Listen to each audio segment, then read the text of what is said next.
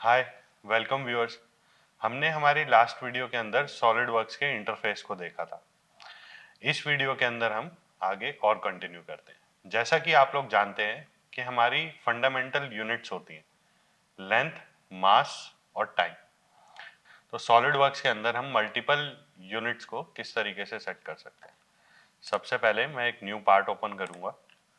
अगर आप right most corner के अंदर देखेंगे बॉटम कॉर्नर में, तो वहां पे आपको अलग अलग यूनिट सिस्टम्स दिख जाएंगे, जैसे कि एमकेएस, सीजीएस, एमएमजीएस और आईपीएस।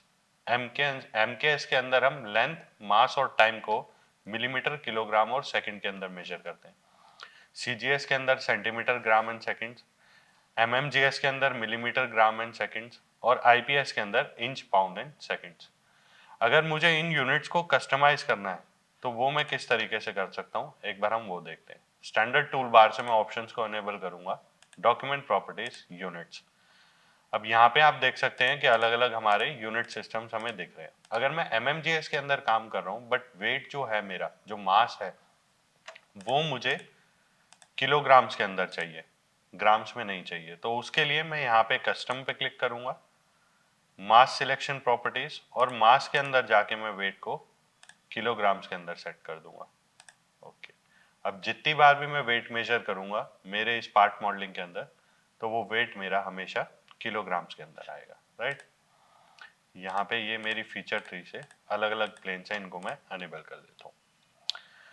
जैसे मैंने सॉलिडवर्क्स ओपन करा था, तो ओपन करते ही बाय डिफॉल्ट हम एमएमजीएस के अंदर काम कर रहे थे।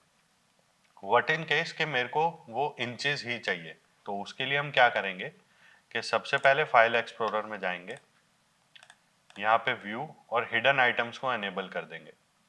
एनेबल करने के बाद C drive, program data, SolidWorks, आपका सॉलिडवर्क्स का वर्जन और टेम्पलेट।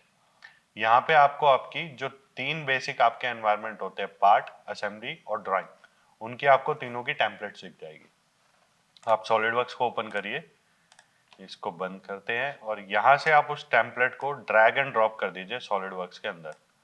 ऐसा करते ही आप उस टेम्पलेट को ओपन कर देंगे और यहाँ पे बाय डिफॉल्ट आपको जो भी यूनिट सिस्टम सेट करना है, एमएमजीएस, सीजीएस, एमकेएस, आईपीएस, जो भी, आप उस यूनिट सिस्टम को सिलेक्ट कर लीजिए। जैसे मैंने आईपीएस को सिलेक्ट कर दिया और इसको मैंने सेव कर दिया। सेव करके मैं क्लोज कर रहा हूँ। अब मैं जितनी बार भी ओपन करूंगा पार्ट के एनवायरनमेंट को, तो हर बार मैं आईपीएस सिस्टम के अंदर ही काम कर रहा हूँ, राइट। अभी जैसे कि मैं, आप देख पा रहे हैं कि यहाँ पे आईपीएस यूनिट सिस्टम है, यानी कि इंच, पाउंड एंड सेकंड्स। अगर मैं किसी चीज की लेंथ मेजर करूंगा तो वो मेरे को इंचेस के अंदर दिखेगी, बट इन केस मैंने जो मेजरमेंट्स करी हैं वो इंचेस में नहीं, वो मिलीमीटर में है।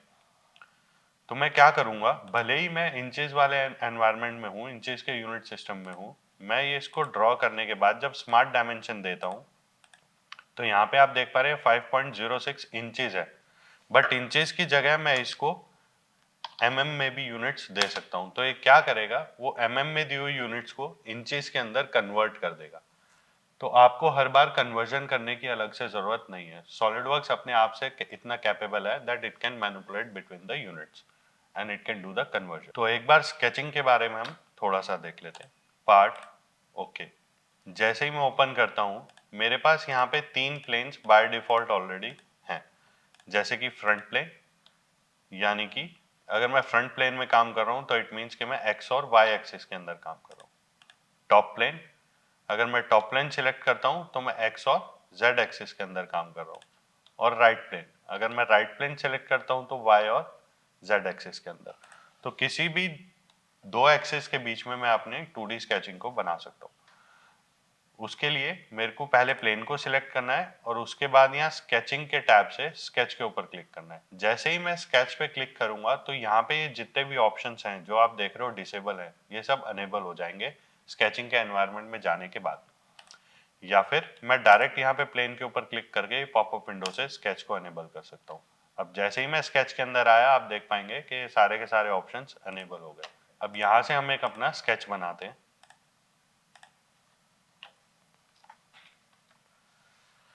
अभी स्केच के एनवायरनमेंट से बाहर जाने के लिए मेरे पास दो ऑप्शंस हैं, या तो मैं यहाँ से एग्जिट स्केच करूंगा, या फिर ये जो शॉर्टकट है यहाँ पे राइट साइड में ये वाला एग्जिट स्केच के लिए और ये वाला क्लोज विंडो। ये दबाते ही मैं स्केचिंग के एनवायरनमेंट से बाहर आ जाऊंगा और आप देखेंगे कि डिजाइन ट्री के अंदर सिर्फ sketch 1 लिखा आ रहा है, राइट।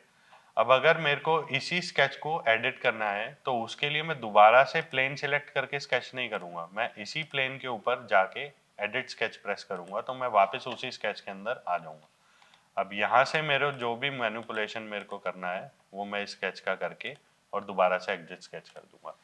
इन केस मैंने एक स्केच बनाया, दोबारा से प्लेन लिया, फिर स्केच बनाया, दोबारा से प्लेन लिया, फिर स्केच बनाया, तो मेरे पास मल्टीपल लेयर्स क्रिएट हो गई स्केचेस की। उनको डिलीट करने के लिए मैं जस्ट सीधा फीचर ट्री पे जाऊंगा, स्केच के ऊपर क्लिक करूंगा और डिलीट प्रेस करके यस कर दूंगा। तो ऐसे करने से मैं स्केचिंग को पूरा डिलीट कर सकता हूँ। आज की वीडियो में इतना ही। इससे आगे की वीडियो में हम स्केचेस को और ज़्यादा एक्सप्लोर करेंगे। Thank you.